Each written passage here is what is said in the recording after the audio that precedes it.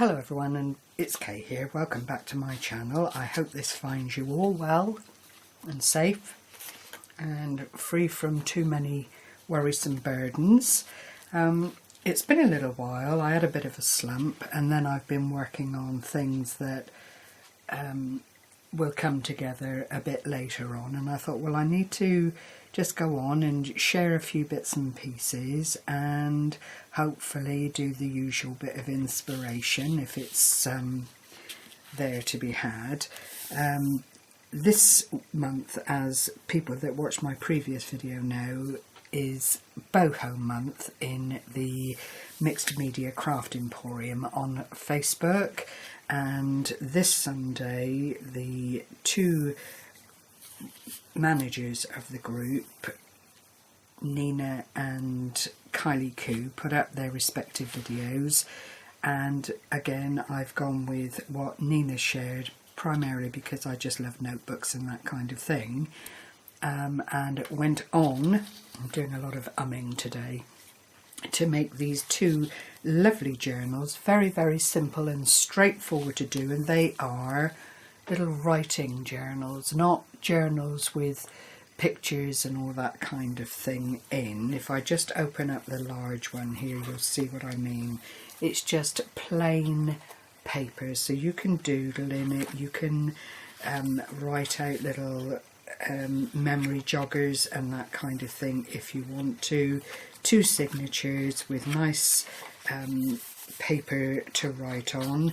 For the artist out there, needless to say, you could make the same thing using mixed media papers and that kind of thing and just carry it with you and draw or water paint or doodle, whatever it is that you have it in your mind to do. But it is such a lovely size, and the papers I've used are actually from the works. It's one of their £4 selections where you get all these lovely papers.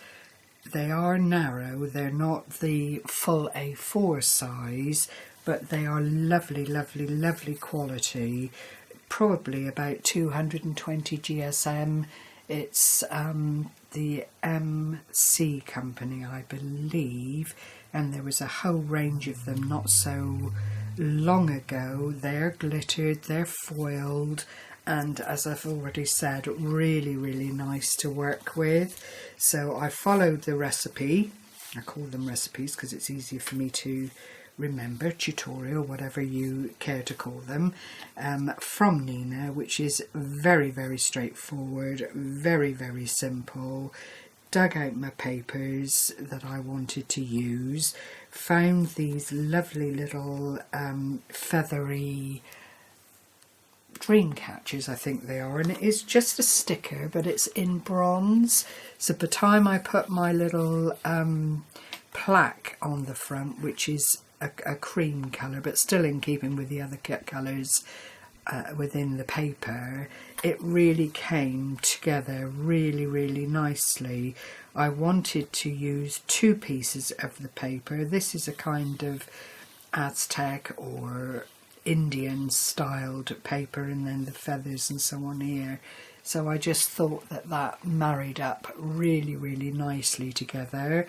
I separated the papers using this lovely glitter tape, again from the works. I think it was £2, £3, I can't remember now, but you get several reels with the different coloured glittered paper on it. It is adhesive, but it's not a strong adhesive, so I used some of my Yoo-hoo just to anchor it down, and it's the same on the other side. I used this lace trim then to hide away the pamphlet stitch which holds the papers in place, and then did the same thing, only reversing the papers on the inside so that it all streams together really nicely. On the smaller one, I just chose another of the stickers, having first put down this background, which I thought was rather lovely, and then this sunburst affair. You can see you know, the sticky bit behind, but it really doesn't make much of a muchness. It's all about the colour. The front again is one colour, the back is the other colourway with the feathers, the same lace on the edges, and then you open it up, and even though it's smaller, it's still all decorated on the inside, and I've mirrored or tried to mirror what I've got on the outside of the larger of the notebook. So in effect it could be given either separately or as a little set to someone that you know likes to make jottings and keep notes and all that kind of thing. But it's just such a lovely, lovely idea, different from the pictured digikit journals kits that people have put together, insofar as it is strictly for note writing, or indeed, as I've said, if you put in your watercolour paper and that kind of thing, you could have a lovely little doodle scenario going on there, easy to fit into a bag and just take it with you en route. The next thing I went on to make, though I do have to still stitch them, are these snippets, and they were inspired by Gail Agnostelli. Sorry Gail if I've said it wrong again. Oh dear, I did hear someone say it beautifully and it's gone again. But anyway, this is done by using an A4 sheet of tea-dyed paper, and then you just pop your little bits and pieces that you want to put together onto areas of the paper, and then you just cut them out when they're looking the way that you're happy to see them. So you do, you know, get to use up a great deal of stuff. I also added these tiny little butterflies, envelopes that I've made that have been lying around, little offcuts of a punch that I used in another project, these lovely stamp frames, pages from a book, and then one little sentiment and another little tag that I've cut out at the bottom there. But they come together. It's so relaxing just to see your page transform. You do get a bit bogged down with colour, or at least I did, because these were the leftovers that I chose to use, and there are lots of bits and pieces that I've just, you know, thrown to one side. Literally, I'm not a tidy person. I've got a basket on my desk, but I tend to miss it when it comes to snippets and that kind of thing. There's another little butterfly one there with the envelope. This I got a bit adventurous with and brought in the stripy alongside the pink and a little bit of green. There's some lace in there, a little bit of cheesecloth, and it just all adds to a lovely, lovely look that you can just put onto a, this is my coffee dyed paper, people, sorry, but you could just put that onto the bottom of a page or onto the side of a page and use it as a tuck spot. You know, they are just such lovely things to have on standby for projects, even cards.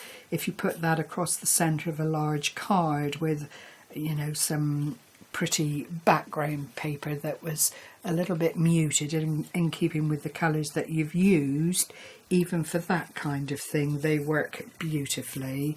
This is a hint as to what I've made mine for. I'm working on a journal for my DT project for May, and I've selected this particular kit and wanted to use some of the smaller aspects of it in my snippets so that I can use them at a later date. Then I got a little bit carried away, as one does. On another day, these aren't all done in a day by any means. It's 2 or 3 days here, so I tend to try and complete a project every day just for the moment while the circumstances are as they are, and it's just to keep things ticking over and take your mind away from all the stuff that's going on recently.